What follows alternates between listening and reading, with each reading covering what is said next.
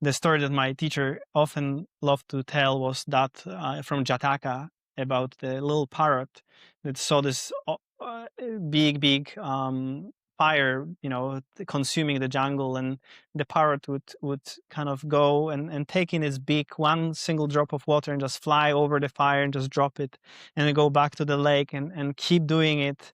And even if it felt like a sort of this desperate, hopeless thing, at least in the story, it's kind of like a tale for kids, the Jataka, some of them, right? But then the parrot finally was just so exhausted it dropped into the fire, and Brahma, the god, saw the sacrifice and felt so moved that dropped this one tear, and this big tear extinguished the whole fire of the jungle. And sometimes, it's hard to kind of connect to which degree we can make a difference, even if it's a difference in this one particular moment and instance. I remember I was one time doing a retreat in Auschwitz.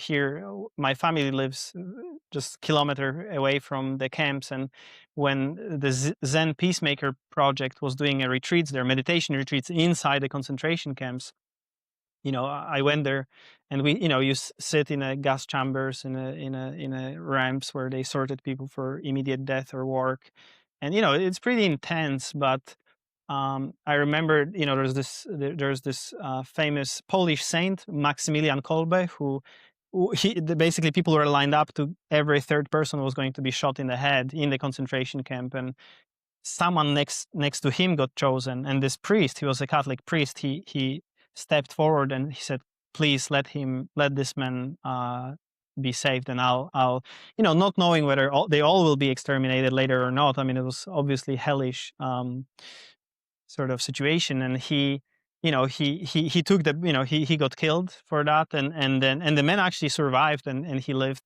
long life and had a family. And someone quoted this person as like, in some situations, when you save one life, you save all of life, right? There's real, we can do something in this world, even if we can't save every kid in Gaza, or we can't, fix all the problems. The way we interact with each other, the way we treat each other, the way we are for each other, brings fruit and matters to someone profoundly. So this path is really, at the end of the day, it's not about like getting all, about our having great, nice experiences. It's actually about being a benevolent presence in the world, and being able to meet with wisdom and compassion the great suffering that is unfolding here. Yeah. Tell a couple quick stories and then we'll wrap it up. So it reminds me of the starfish story that I heard you tell, and it's not clams or mussels, it was starfish. So there was a big storm and the starfish all get washed up on the beach, and they're drying in the sun, they're going to die. And let's say a man and a young girl are walking along, and the girl keeps picking up starfish every few steps and throwing them in the ocean. And after a while, the guy says, look, there's thousands of them. What difference can this possibly make, picking up one here and one there? And she picks up another one, throws it in, and says, well, made a difference to that one. So there's that. And then regarding the bird story, there was this Indian story where there was this seagull who had laid its eggs in the sand, and a big wave came and washed the eggs into the sea.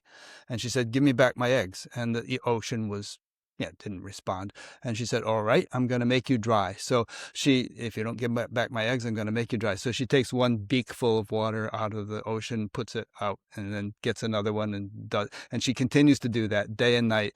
And, what difference is it possibly making? But it caught the attention of the king of the birds, who was Garuda or something, and he could actually make the ocean dry. So he came and said, all right, give back the eggs or you're toast. And so she got her eggs back.